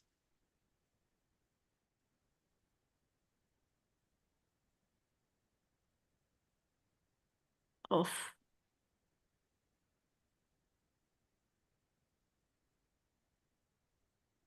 And rename it as soon as possible. And work on another inscription with different problems. And now I will ask you if you tried to work with your own inscriptions, or you just followed what I was doing. I just followed what you were doing and tried to copy it. It was fine, more or less. I think I followed it okay. Okay, so about the others. The same I was following. Okay. Same. Okay, should we like just oh, why? No. Latin is yeah. Latin inscription number 2 should be opened with Oxygen XML editor. Okay, so I can show you another inscription, or we can try to work on different inscriptions and just share screens and comment while we are working.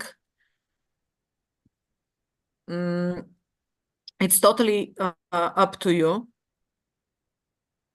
Yeah, let me see this dedication to bonus. I can show you just some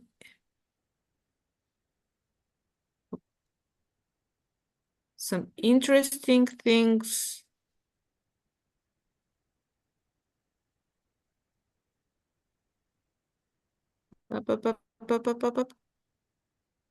Sancto Casebonu. Salutem.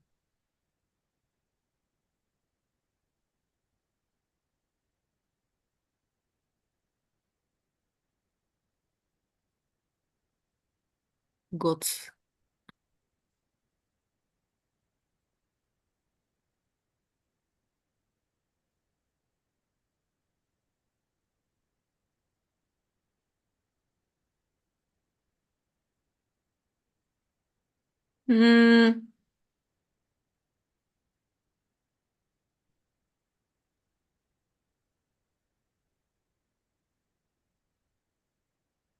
Let's see this.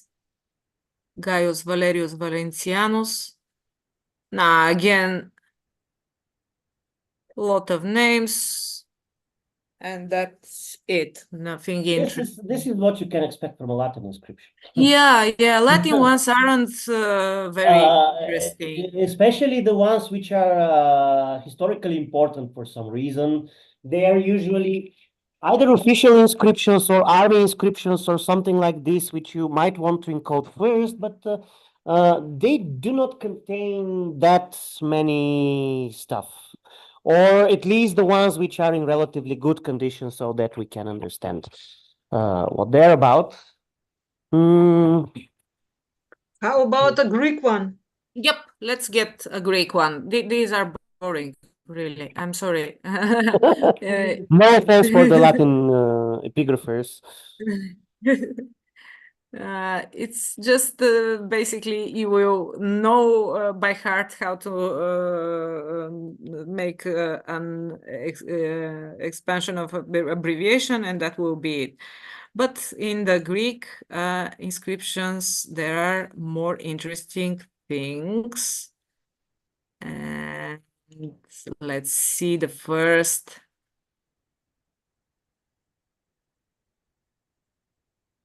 Okay. Let's copy this text here. It's not long, so that's good for us. And it contains a bit more interesting things. So this won't be Latin inscription number 2. This will be Greek inscription number 1. But anyways, again,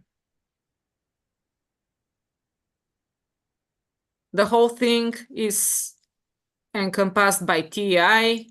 TI header is the part where you describe your monument and the information about its whereabouts, about the current publication, and so on. Facsimile is about the image, 3 facsimiles for more than 1 image. Then you have the text part, and that is where the actual text lives, pretty obvious. In div type edition, in this anonymous block element after the line break number 1. You ignore this place name because it is left, it's forgotten from a completely different, I don't know whether why it is there. So we say paste it here. Again, I will increase the font size. I will toggle line wrap. Let's first make the lines.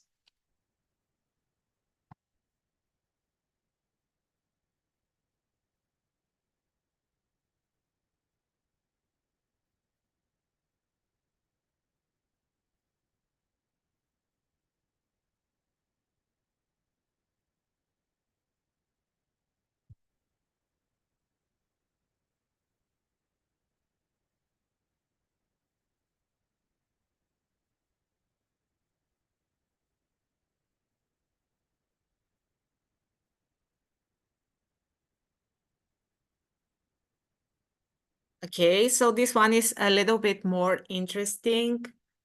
Just one small note, something important that I just forgot.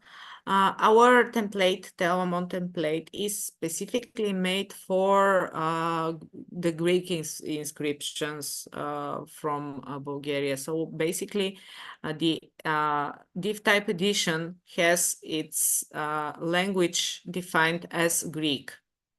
This is the what's that? What the abbreviation for ancient Greek language. When you want to define that this will be Latin, as we wanted to in the previous inscription, we just should change this to Lat. Okay, so now we have a Latin inscription. Here we have the Greek inscription. Now, yeah, you obviously number your lines accordingly, but first let's say that this part is supplied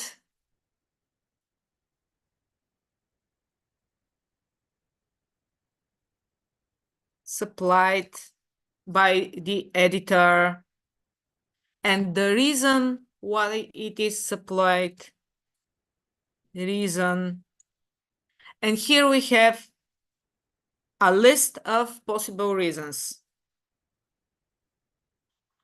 lost, omitted, subaudible, undefined. You can see the short definition of all these possibilities. But if you're not quite sure which one of those should be used in your context, you can always and you should always consult the EpiDoc guidelines. The EpiDoc guidelines, I briefly mentioned them. I think I linked them or Mitko did, but you should keep an open window with the guidelines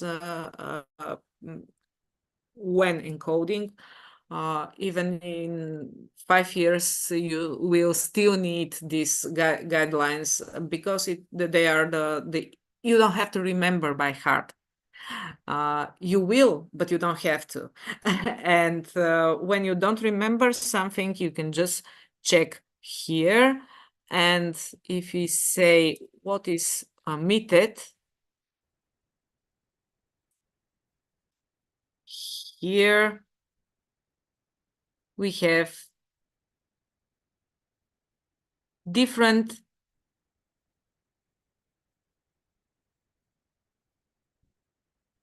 definitions within the EpiDoc site that supplied reason omitted gives us the definition, and then it gives us examples. So you can see whether this thing is similar to your case and whether it works for you.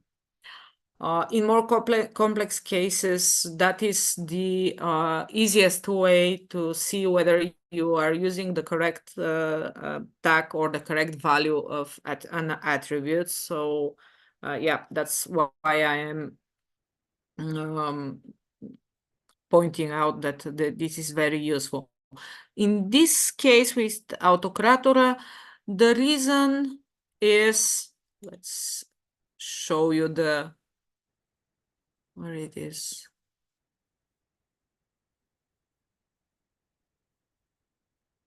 Yeah, the reason is because it is lost. Here in the image, you can probably see that it's just the text is lost. And we state that the supplied reason lost. The square brackets mark the absolutely same thing that we just defined using XML. So we remove them. We don't need them anymore. Autocratura. Again, we should state that this is a word and we should lemmatize it. So this is word. And at least for Greek, unless you are absolutely certain of your Greek typing abilities, I would advise you to use the Perseus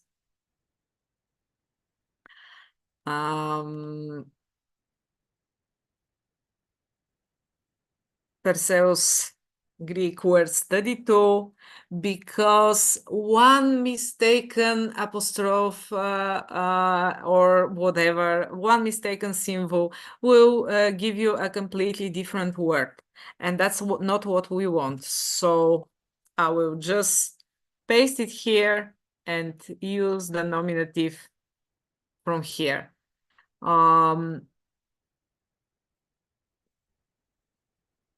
It's not about not knowing Greek or not being able to type as fast or not being sure about the essence.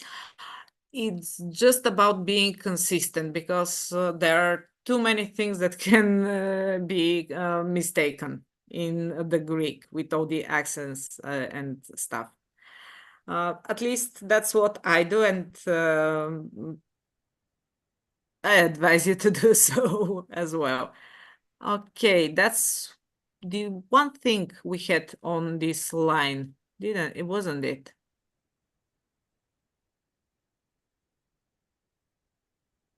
Didn't we toggle line wrap? Yeah, we did. Autocratura.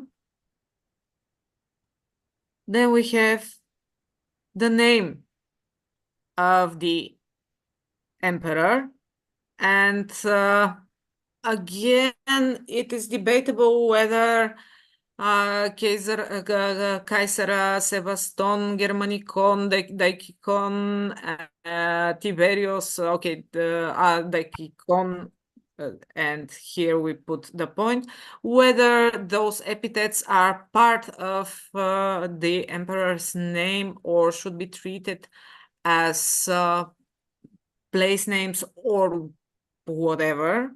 This is something. Place names probably not. No, Because you can imagine what the list of place names will become if we put all the inscriptions where the emperors have their official titulature. It will give the false impression that we have 300 inscriptions mentioning Dacia, but this is not the case. Yeah, but anyways, whether you should include Sebaston and Kaiser is debatable, and you should just decide it on your own project and stick to this decision, not question it 2 months later. So let's say that this is our name, Nerva Traian. This is the person.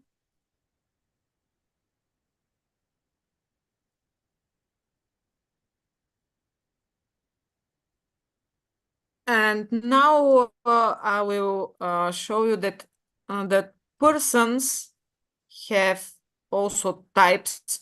And the types aren't predefined. Basically, yes, you have a list of the predefined persons. Let me just. Yeah, you can say London official or rules. emperor or deity or something like this. Yeah. Here in the London rules, you have some examples. They are not obligatory, but This is recommended. basically, This is recommended. yeah, those are the recommended values of the attribute type that can be used as in person name: attested, ruler, divine, other, or consular. Consular, or you can have official, as we have in Telamon, because Yeah, be again, either a provincial governor or somebody else. Yeah, ruler is something new. We used in Telamon project, we used emperor. But as a second thought, we thought that the Dacian king Burebista is also a ruler, but Yeah, he's not an emperor, so this is more general. this is more general and more applicable to various cases. But anyways, you can use. Then again, it depends on whether you want a list in which Burebista or Nerva Traianus, whether you want to end up with the list when Burebista, Deiotarus, Nerva Traianus, and, for example, Numa Pompilius, you want to appear in the same place or not. Yeah, well, yeah, that's something we are going to repeat throughout the workshop, that once you begin your project, you have to really put a lot of thought in your expectations, your goals, what you want to do with your XMLs later. Not to try to do everything, but to be more specific and make as few corrections as possible later on, once the project has begun and has been defined. So ruler works great and is more general, but if you want, you can state that this is not just any type of ruler, this is emperor, and then you can you can make a list of all the emperors, not any rulers, but emperors in your corpus, for your corpus. Yep, that was again a side note. Here, Nervan. By the way, sorry once again to interrupt you, but yeah, take a little break. If you want to make your Greek Unicode more beautiful, you can go to Options, then Preferences, then yeah, Appearance.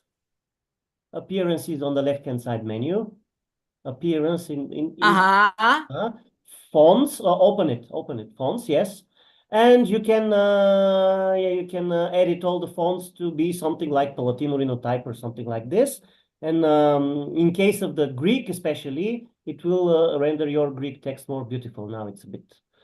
But yeah, here you can direct the fonts from. Yeah. Should I do it? As you wish. I'm not obligatory. I just want to direct the others. Not that ugly. I'm used to that. Yeah. Okay. Yeah. Okay. Just side note. But okay. So here we return to our emperor and we state that this is his name. And Yay, again, what do we have for the first time here? No. Go on. So here again, we have a lost part of his name. Most of it is lost. And we have to say it. Again, the only thing you really have to be careful about, and is a bit confusing and hard to get used to, is that one element should always live inside, should be encompassed by another element. The elements cannot overlap. And so far, the examples were pretty easy, and we didn't have like overlapping things, but I think in this inscription we will see something that a more complex code would be applied. Here we just have to say that this is supplied, and supplied always has to have a reason. The reason is lost. So you cannot put, and then we remove these square brackets. And for some reason it removed my N.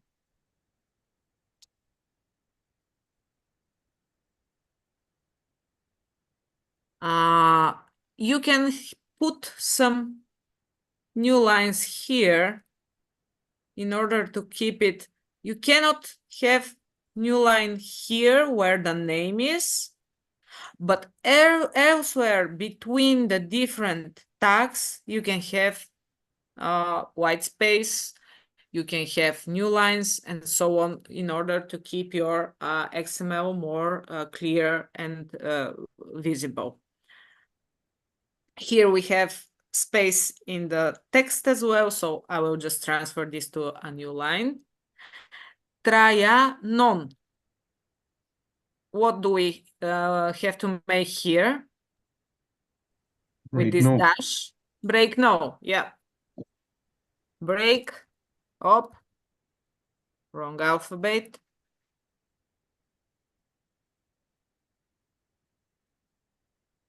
Equals, up. No. And then we remove this. So traia non.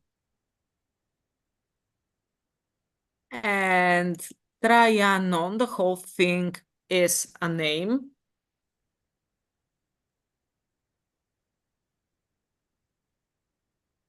It starts on this line and it ends on this line. And this part is not visible on the stone. So it is supplied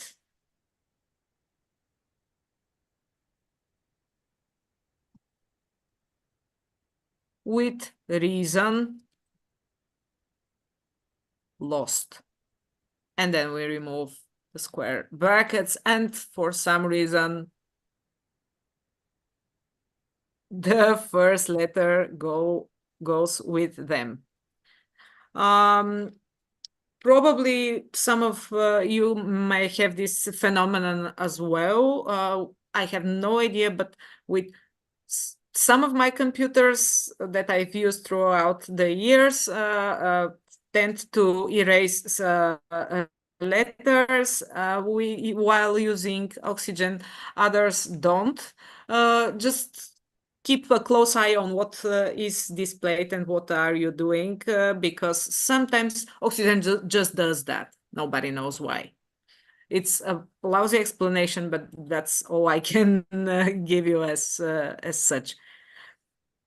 Okay, so anything else here, Kaisara? Probably we should concentrate on the lacuna at the end and Yeah. the vacat, just to show. Because Yeah. everything else is something that was already done to an extent. Yeah, vacat. So again, a quick reminder, in the program, you have the cheat sheet, the short cheat sheet, which I advised you to keep again open. And yeah, your computer will look like mine when you encode with multiple open tabs.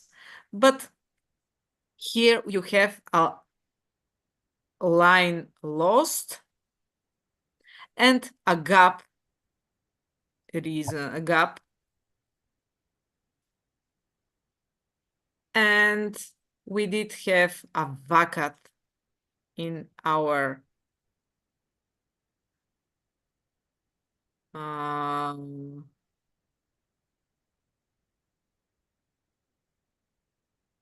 inscription. So anything you can yeah, the most obvious ones are listed here in this simple doc file, and you can print it out if it's easier for you not to switch between tabs all the time. I remember that I had it printed and I used it in its printed version years. So it depends on how you're used to work with this type of cheat sheets, whether you use an actual sheet. And here you have the space left on stone marked as vacat. And we saw in the cheat sheet that it is marked as space.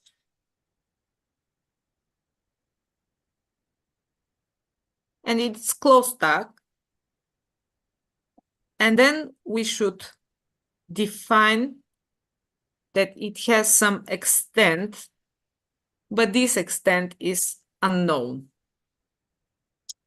Yeah, when you use extent, it is almost always undefined. Otherwise, you have exact quantity. Yeah. Even with the precision law, so that with certainty law, so that the precision law, sorry, so that you have circa 5 letters or something like that. or you have somewhere between 2 and 4 letters, which is another complementary tag, at least at most. We will see. Yeah. So when it is unknown quantity, when it is 1 letter, 2 letters, 3 letters, you define it as quantity, the number of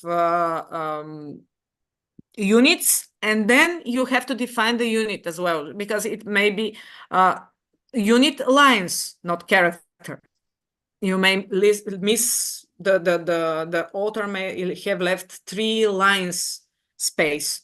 So you have to define the unit as well. But when it is just space, unknown space, space extent, unknown unit, not lines, not centimeters, not meters, not millimeters, but characters. There you go. And then we have 1 or more lines missing. Again, we can see gap, reason lost.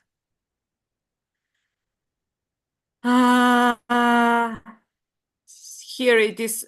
This is a more complex way to say certainty match locus name. This is a more complex way to say something that can be said a bit more easy.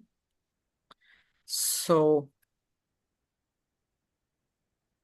let's delete this and say that this is gap, reason lost,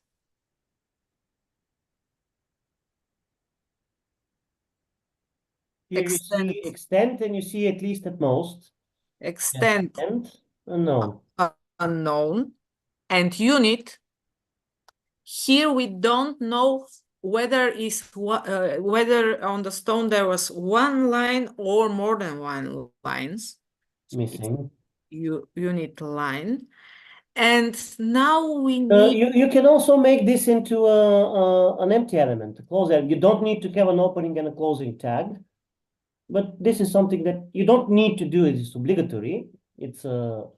Here we with this, I think we should get the question mark. With I'm what? not 100% sure. With what? Because with extent unknown unit line. Yeah. Because here this case listed here in the cheat sheet states, okay, this is 1 line probably. It could be more, but it is 1 line, certainty much low, which is too complex for something that could be set with just extent unknown. I'm not sure whether I'm right or wrong about that, but I would just say extent unknown. Or we can say, okay, this was 1 line quantity.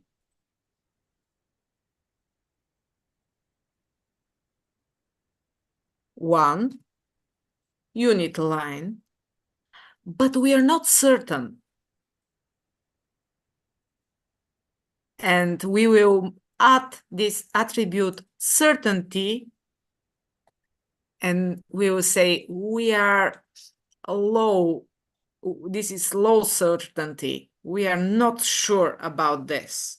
Actually, this is the only value of the attribute certainty that is worth using. Yeah, if you are very certain, you don't need to say certainty high. It is understood that you're certain if you don't put the certainty attribute at least. So in theory, you can use it with high, medium, and low values, but it only makes sense to use it when you're not certain. Yep. In the other cases, it's superfluous. So gap, reason, lost, quantity, one line, certainty, we are not that certain, so low. The certainty low is the thing that gives you the question mark at the end of this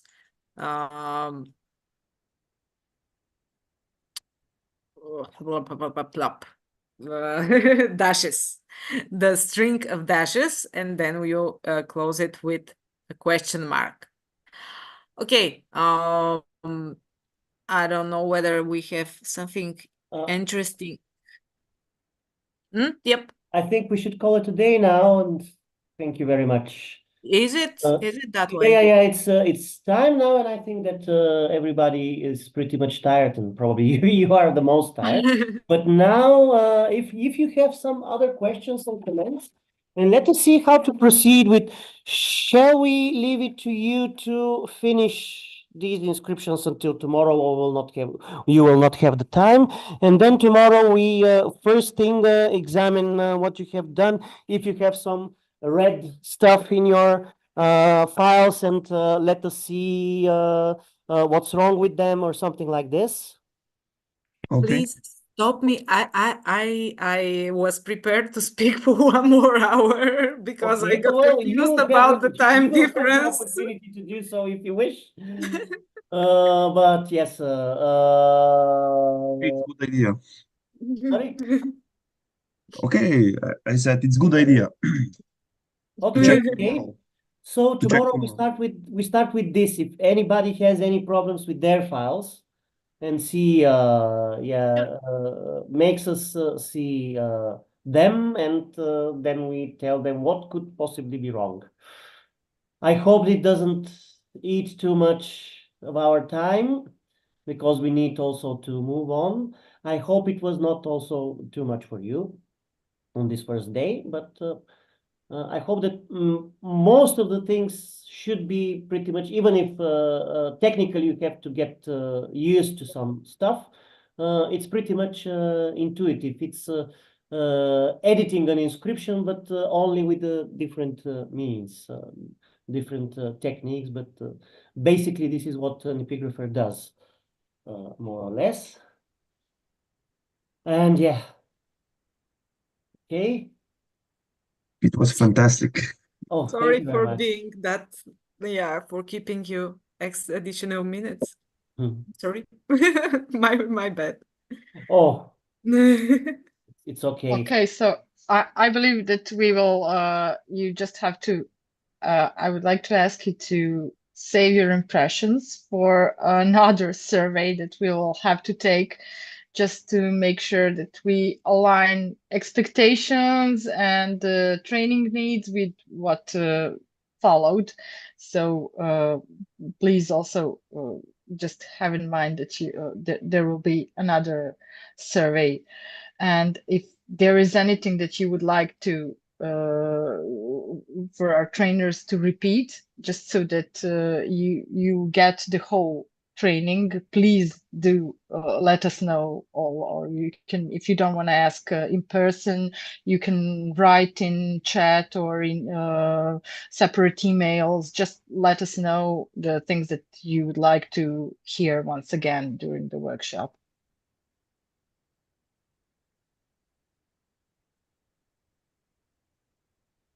So our trainers worked very hard today, and our participants were very also probably very tired. So let us conclude today, and we'll see you all tomorrow. See you tomorrow. Take a good See you. rest, and yeah, think of what you want to do with your inscriptions. And Yes. bring your own material along if you wish to see what we can do with it. Bye. Bye. Thank you. Bye. Bye. See ya. Thank you.